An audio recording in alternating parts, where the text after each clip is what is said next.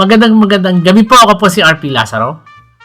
Magandang gabi po mga chismosa. Ito na naman po ang Palikerong Tapat, Babayerong Banal, Cristiano Maniakis, ang hindi umihindot na walang pahintulot, ang Palikerong Tapat, ang komentaristang kupal, ka Dennis Reyes. Okay, so magandang gabi sa inyo lahat. Ito na naman kami ni Ka Dennis, no, para maghatid sa inyo ng chismis at konting balita and some insight sa mga nangyayari ngayon.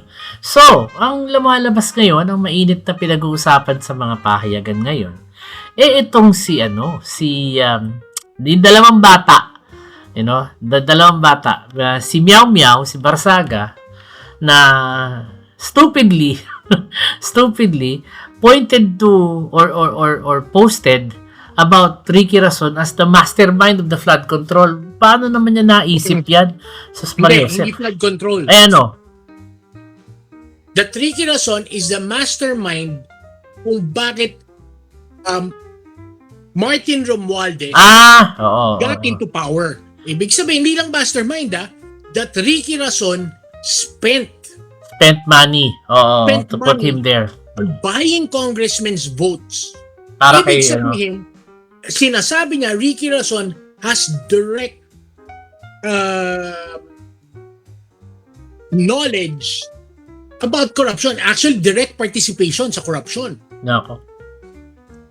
Ayun, 5 hours ago, sabi ng, sumagot si Ricky Rason by filing a cyber libel complaint against Kiko Barsaga after politician had accused the tycoon of having a hand in corruption and bribery in Congress. Ayan. Rason filed 2 counts of cyber libel against Barsaga and sought civil damages of at least 100 million pesos for moral damages and 10 million in exemplary damages citing harm to his reputation and emotional damage. Maliit. Kung tutusin, maliit lang ang negosyo ni Ricky Rason sa Pilipinas. Sir, hindi maliit yun. May-ari ka na Soler. If you look at his worldwide businesses, maliit yung participation niya sa economy ng Pilipinas. Okay. Ricky Rason, the ICTSI is probably one of the biggest ports management companies. Port, ibig sabihin tawag doon, mga pantalan. Oo. Hindi lang pantalan sa Maynila ang minamanage niyan. Oo. Alam ko, he manages ports in Eastern Europe, Kiev and Russia yata. And meron Africa. Din sa Middle East. Meron din sa Africa. South America. Meron din sa Latin America eh. Oo. Malawak ang negosyo ng mamang ko. Tito joke. Ang mahirap doon is, ICTSI through the years has built a reputation for being no-nonsense, efficient, and corrupt-free. Okay, maayos. Okay, malinis sila. Malinis. Sa ganong kalaking negosyo, hindi ka mo pwedeng magnakaw. Mabubuking ka kasi. Hindi yun. Ang negosyo niya, nakasalalay sa reputation niya. Oo. Hindi lang kukuha sa'yo more kung than kurakot his ka. services, it's his reputation and track record. Okay?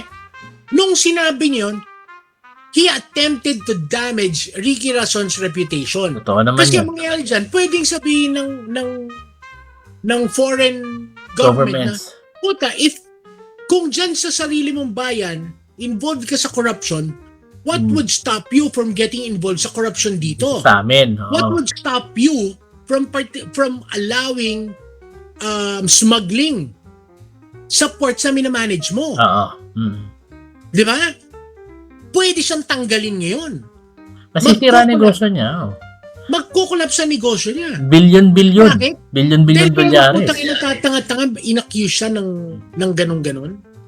Ito ang mabigat doon. Ang pinagyayabang ni Barsaga is may ebidensya siya at ilalabas niya yung evidence niya. Okay, assuming arguendo, meron. Pero sabi nila Ka Dennis, ang cyber libel daw, hindi naman daw pinag-uusapan kung totoo o hindi. Mismo. Okay, ang libel and cyber libel sa Philippines, truth is not a defense. Totoo yan. Yes.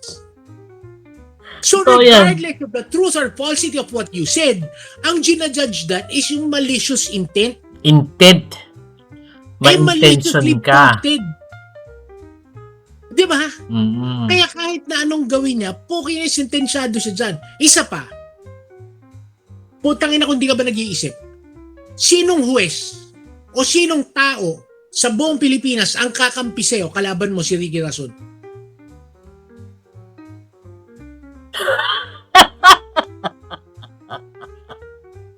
Tangin na kung ako yung huwes, baka kahit bail hindi kita bigyan. Oo. Tanginan to, baka magalit sa akin si Ricky Rason. Oo, takot mo lang. Oo. Mag-meow-meow ka na lang sa kulungan. No, kahit inosente ka, sisintensyahan kita, tangin na ka. Oo, baka matuwa sa akin si Ricky Rason, bigyan ako ng libre sa square. Mag-appeal ka na lang, puking ina mo. Pero sa akin, sentensyado ka. Oo. Tangin, di ba? Sa stupid move, ano? Bakit? And of all the billionaires, yung mga Kastila, ang puta very, very guarded sa reputation nila. Oo. Kasi syempre doon nakasalalay yung negosyo nila eh. Yan. Aboitiz, Mm. Rason, Ayala. Ayala, Tobel. Tangin na yun, wag mo ka, lahat na gawin mo, wag mo lang kakaltiin ang pangalan nila. In fairness, the Ayalas are Mga very, Araneta. Kastila ba yun? Kala ko mga Oo. tiga. Alam mo, in fairness to, ang mga Ayala, pag nagne-negosyo yan, maayos na sila. Kahit even City Hall is saying na they never paid the bribe though, they've never received anything. Ano lang siguro, fruit basket, pero Para sa kanila, sa laki ng business nila, and dahil ang business nila is long term. Okay? Ang negosyo kasi ng Ayala, land banking. Ibig sabihin, their businesses transcends administration. Ang isang negosyo nila, posibleng tumapos ng 3-4 na administrasyon bago matapos ang isang project. Totoo naman. So what's the use na lalaban ka sa corruption? Because it makes no sense. Tama. Yun ang magaganda sa mga long-term businesses. Because there is no short-term payouts. Wala ring shortcut.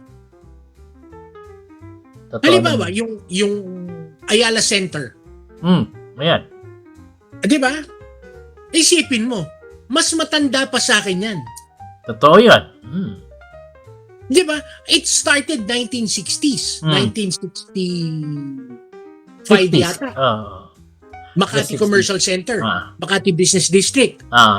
Ang unang-unang sinehan dyan, 1968. Rizal Theater. Rizal Theater. So, Di ba ang unang-una yan, dapat yan, museum pa yan, may museum yan. Ang una dyan is museum eh. Naalala ko pa nung quad pa yan dati, doon ako nanonood na sine nung high school ako eh. Oo, di ba? So, ibig sabihin, yung negosyo nila transcends. Isipin mo, 1968, 1965, first term ni Marcos. Di ba? Nakailang presidente na. Andyan pa sila. Nakatapos na ng diktatorya, nakatapos na ng revolusyon, ilang revolusyon. Ayala pa rin yan hanggang ngayon. Nagpalit lang ng branding. Pero it's the same thing. Same banana. ICTSI. Ganun din.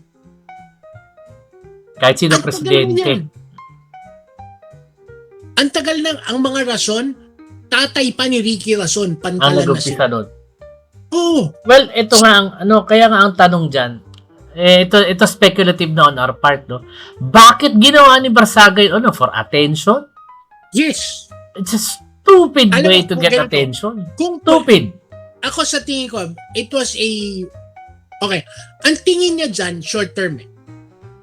Obvious Tingin ba? niya dyan, teka, tama, puta, kung masintensyahan man ako, matapos ako sa korte, matalo ako sa korte, mananalo naman presidente si Sara, may pardon ako.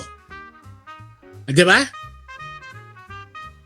Ganyan ang niya, tumataya siya sa alam niya hindi mananalo. Hindi, tayo, tingin natin hindi mananalo.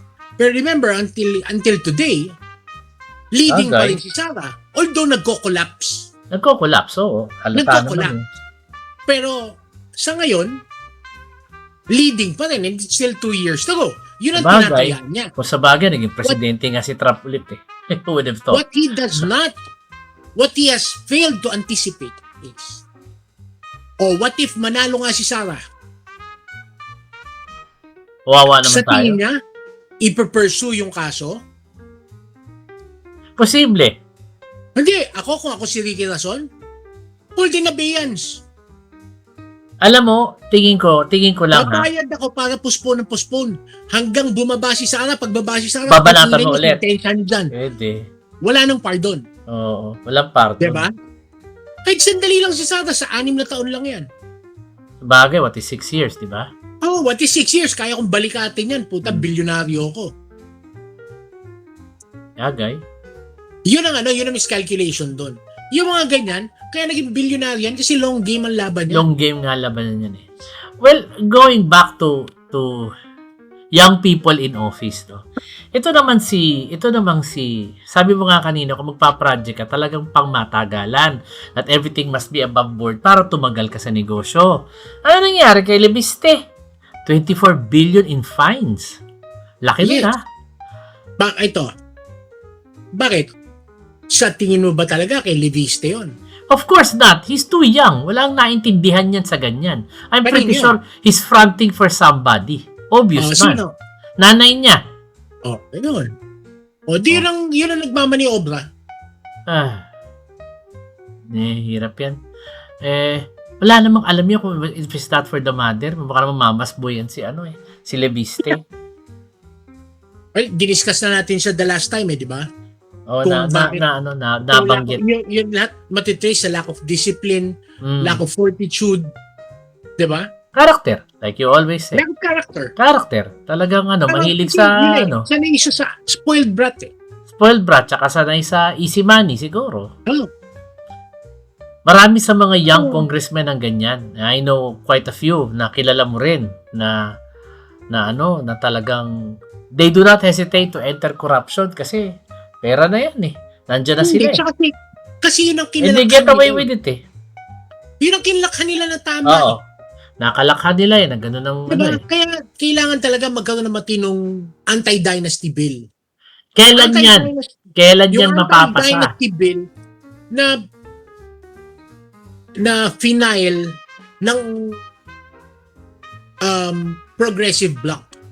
Alam mo, kung si Lebiste, walang nanay yan sa public office na hindi palagay ko there's no such thing. He probably would have just had a regular job or maybe had he got to Congress, he would just have worked his ass off like everybody else. Pero Itsura? wala eh. Nakita mo itsura? Oh, what about it? Leviste? Oh, Kung bakit? hindi pinagawa nanay yan, yung tipong batok-batukan sa college. Diba? Oo nga eh. Mga matapang pa si Meow Meow eh. Binubuli natin, yun, di ba? Yung mga tipong kukotongan mong gano'n, like, tangina mo, bili mo akong Coke. Ha? Bili mo akong Coke tsaka Yossi. Hindi Diba? nga katulad Yun lang eh. Hindi pa nga katulad ni Barsaga. Si Barsaga, mukhang hindi mo mababato patukan niya. Lalaban ng pa. Bigla ka lang saksakin ng ballpen sa liig Oo, yun eh. puking na yun. May sayad May yun. sayad yun eh. Tangina, mukhang kakagating ka sa liig nun eh. Di ba? Oo. Tangina yung parang si Waway. Putang ina, mukhang bumubula bibig nun eh. Yung pag may hawak siyang ballpen, saksakin ka sa liig, tapos tatawa pa. Nakakatakot yan eh, si Barsaga. And I think the family is matino ba? Sorry as politicians, may nagawa ba sa distrito nila sa Cavite? Parang wala Dynasty yan. Dynasty nga. Kaya nga yan kahit baliw eh. Nakapasok, hindi mata nakatapos yan eh. Silang dalawa daw ni Lebiste. Sabi nila pareho daw hindi gumraduate. Yep. Alam mo there's a TV series na napanood ko basta ang sabi nila, sabi ng isang karakter, bakit ako mag-aaral ng kolehiyo hindi ko naman gusto yung kurso? Sabi nung isa, nung kasama niya na mas matanda, sabi niya, ang college naman wala naman sa kurso yan eh. Patunayan mo lang yan na meron kang natapos. That you finish something, you're tenacious enough to finish something. It doesn't matter. Totoo naman yan. Meron akong alam dyan na biology graduate pero naging abogado. So, iba-iba. Iba-iba. Pero the point is, syempre, kung may natapos ka, it proves something to the world. Yeah. Mayaman sila eh. They didn't need to eh. To finishing something. Oo. Itong dalawa, siguro mayaman kasi. Dynasty eh. He's It's a going test to of inherit it maturity anyway. Probably thinks I'm going to inherit it all anyway. Why work hard? Di ba? Ikaw man yun. You'd probably think the same way Pero, kung magulang mo, ganun. Pero ang bigat nung mabigat yung kay Leviste kasi, okay, eto ang mga komplikasyon dun eh. Yung franchise binenta niya, yung company binenta niya. So effectively, transfer. Binenta yung franchise. Franchise. Okay? Bawal yon. Bawal ba yun? Bawal Can only happen under the power of Congress, tama? Kailangan may prior approval. Oo, okay. The same with all franchises, all national franchises. Okay, yung TV, yung mga broadcast, yung gaming, kailangan may prior approval ng PAGCOR. Okay? Kung sino ang nag-grant ng franchise. I see. Ganun pala yun. Kailangan may prior approval. Yung electricity, dahil congressional franchise Saka ano yan? Utility yan eh. Utility yan. So dapat may prior approval ng transfer ng ownership. Okay, na may papasok, may which they do not have when they sold it. Ha? Wala sila nun. Basta binenta na lang nila. Siguro pinera para sa pagtakbo niya. Well, mimili ng boto. Ito yan. What happens next? What happens next? Cancel yung franchise. Kinancel ba? Hindi, kakancel yun. Kakancelin? Kakancel yun. Okay, kasi kinancel yung mga kontrata eh. Oo. Kakancel yung franchise. Kasi illegal yung transfer eh. Ganun ba? Okay. Paano yung binayad sa kanya? Yan ang tanong. May contractual obligation. We never saw the contract eh. Kung may contractual obligation na isole, kailangan niya isole. Siyempre. Parang sapatos lang yan. Pag sinulin ko sa'yo, bigay mo pera ko. Kung wala. Walang maibigay. Hindi. Walang makukuha si natalo si Pangilinan. Teka muna, Dan. Si Manny Pangilinan si Manny Pangilinan ang pinagbentahan, di ba? Kasi walang prangkisa, hindi naman siya nakapag-operate, hindi niya naperahan. Hindi, ito yan. Hindi rin siya pwedeng inibanda ni Manny Pangilinan. Kasi? Okay. Merong basic principle sa law that those who come to court must come with clean hands. Okay. Ibig sabihin, kung magdedemanda ka, kailangan innocent party ka. Okay. Biktima ka. Okay.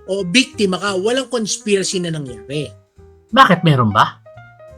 Puta, imposible hindi niya alam yun. Congressional franchise yan eh. So alam niyong bawal yan. And you're trying to skirt the law. So ibig sabihin, may conspiracy kayong dalawa to break the law. To circumvent the law. Okay. Dahil ang deal ninyo went bust. Oo.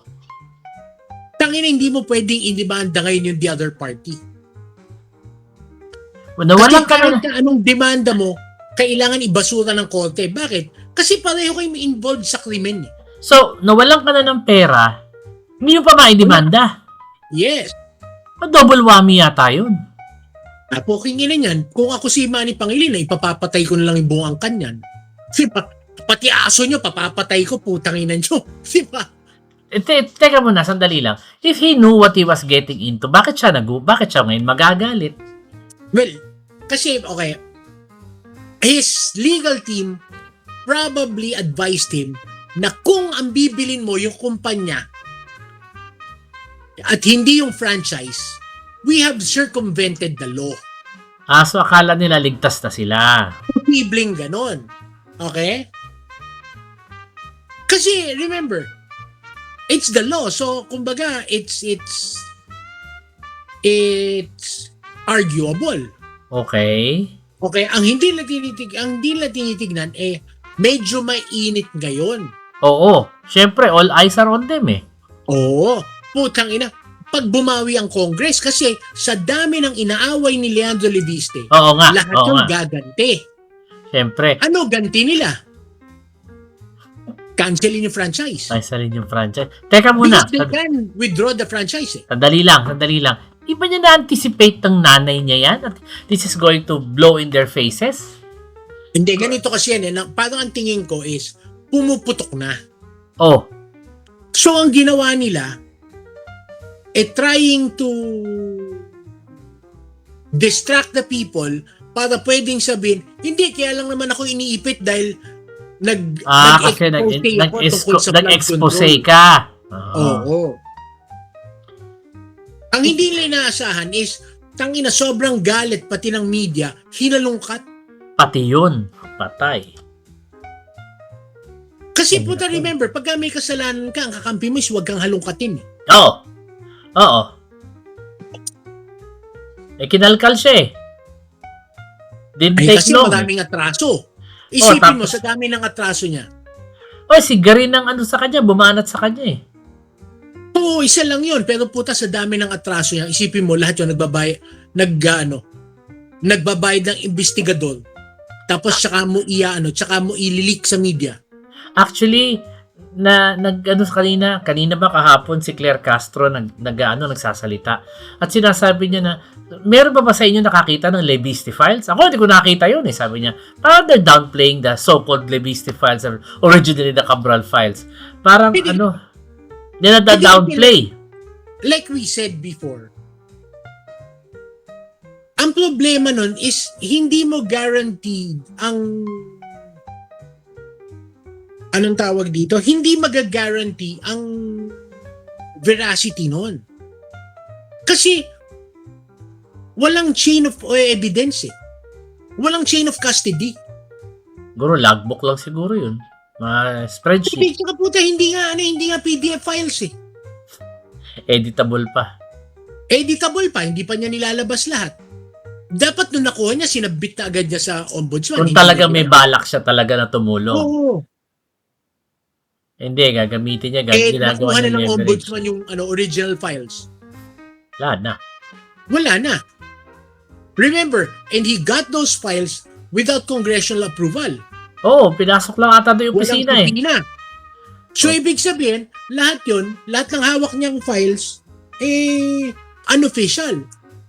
Hearsay. Hearsay. At least I know what that So, means. walang probative value.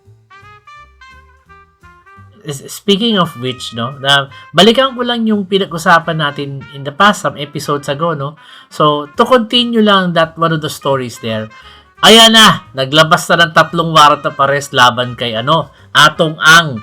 We've always said that it was Atong Ang from the start, totoo pala. So, naglabas tama naman ako in thinking that, di ba ka, Dennis, pag ganyan naglabas naman ng warrant of arrest ang husgado, ibig sabihin, may preba sila na si Atong Ang ang pumatay. May O ebidensya. nagpapatay. May ebidensya. Ay, mas tanong nasa na si Atong? Ang sabi ng abogado niya, ini-interview kanina sa, hindi ko matanda kung bilyonaryo ba yun o ANC. Sabi ng abogado niya, magkasama kami kahapon, so nandito pa siya. So, friend, ako maniniwala, abogado niya yun eh. Nakatakas na yun. Malamang. Pero ang sabi naman din nila, wala daw makitang record sa Bureau of Immigration. Ang daming backdoor ng Pilipinas. Oo nga, para sino to pangalan? Si Alice Go, dumaan sa suwal, tapos dumaan sa likod, kung saan sumakay ng bangka. Tama, next thing yun, sasaba na sila. Actually, yung kay Alice Go, hindi totoo yun. Hindi pa totoo yun? Kala ko, sabi niya kasi, sumakay doon ng Private plane ng sinakyan nun, palabas. And it's also possible for Atong Ang because he can afford it. Yes. Tsaka ang daming maliliit na Airport. na airstrip. Teka muna. Pag ikaw ba nag-private plane, di ka ba lalabas? Wala bang manifesto yan? Meron. O Hindi ka lang ilalagay.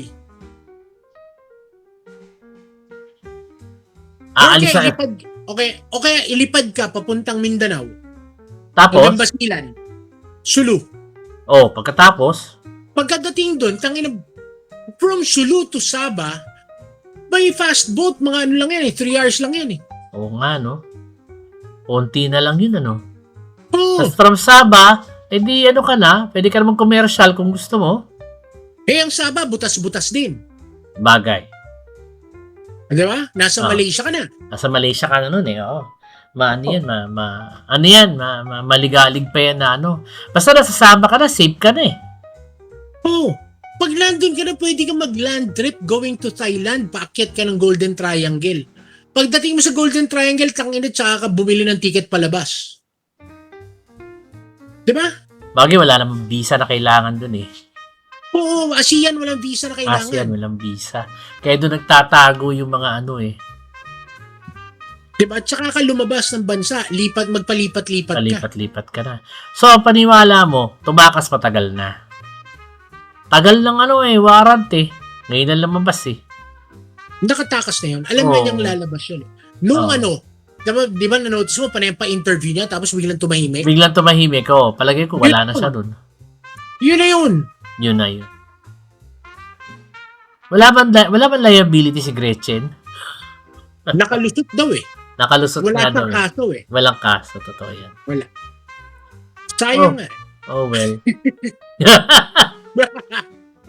Sama eh, no? Sama natin, teka, sige. Anyway, so that's it. That's our 30 minutes.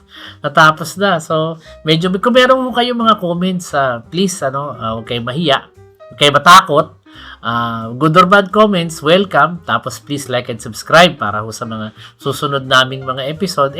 Maano ho kayo. Kami, 1 year na kami. Yay! 1 year na. Medyo naging busy yung kumpare ko, kaya putsa, medyo on and off ang mga naging down to once a week namin. Pero we're still here. So naka 1 year na kami. So salamat to, no. We're actually we're close to 3,000, I think. Nga ba? About. Pero nasa thousands na ang subscribers namin. Salamat na marami sa nag-subscribe. Sana ho ay dumami pa kayo. At marami pa ho kaming chismis sa mga susunod na episode. Maraming salamat po at magandang gabi. Ako po si RP Lazaro. Ito naman si Ka Dennis Reyes. Tandaan nyo, pag hindi kayo dumami, baka mag-DDS na lang kami. Wag naman. Marami sila ron. Marami sila. Uy, babayad daw doon. Balita ko. May bayad pa ron. May bayad. Dito wala eh. Labor of love lang. Ayan. Sige. Maraming salamat. Si Dennis, ang palikerong tapat, ang solterong tibak, nagpapaalam, mabalos. Bye-bye.